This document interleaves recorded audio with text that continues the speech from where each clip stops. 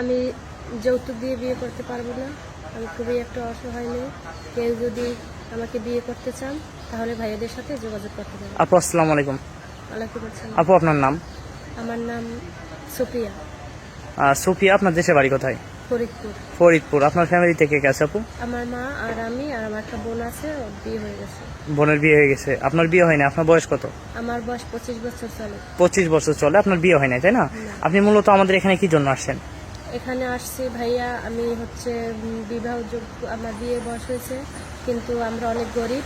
আমি যৌতুক দিয়ে বিয়ে করতে পারবো না। কেউ যদি যৌতুক ছাড়া আমাকে বিয়ে করতে চায় তাহলে আমি রাজি। মূলত যৌতুক দিয়ে বিয়ে করতে পারবেন না বলে আমাদের এখানে আসছেন। কেউ যদি যৌতুক ছাড়া আপনাকে বিয়ে করেন তাহলে আপনি রাজি, তাই না? হ্যাঁ। আপনার সাথে যোগাযোগ করবে কিভাবে? এই ভাইয়াদের সাথে যোগাযোগ করবেন, নম্বর দেওয়া আছে। আমাদের সাথে যোগাযোগ করলে আপনার সাথে যোগাযোগ করতে পারবে, তাই না? জি। প্রিয় দর্শক, এই মুহূর্তে ডিসপ্লেতে যে নাম্বারটি দেখা যাচ্ছে এই নাম্বার ইউটিউব চ্যানেল কর্তৃপক্ষর। আপনারা যদি সুফিয়া আপুকে পছন্দ করেন তাহলে সুফিয়া আপুর একটা ছবি স্ক্রিনশট নিয়ে আমাদের কাছে পাঠিয়ে দিবেন। আমরা আপুর সাথে আপনার যোগাযোগ করে দেবো। আপু নমস্কার, নাম পড়া হয়? জি। আচ্ছা, বিয়ের পরে স্বামীকে নিয়ে কোথায় ঘুরতে যাওয়ার ইচ্ছা আছে? সে যেখানে নিয়ে যাবে সেখানে।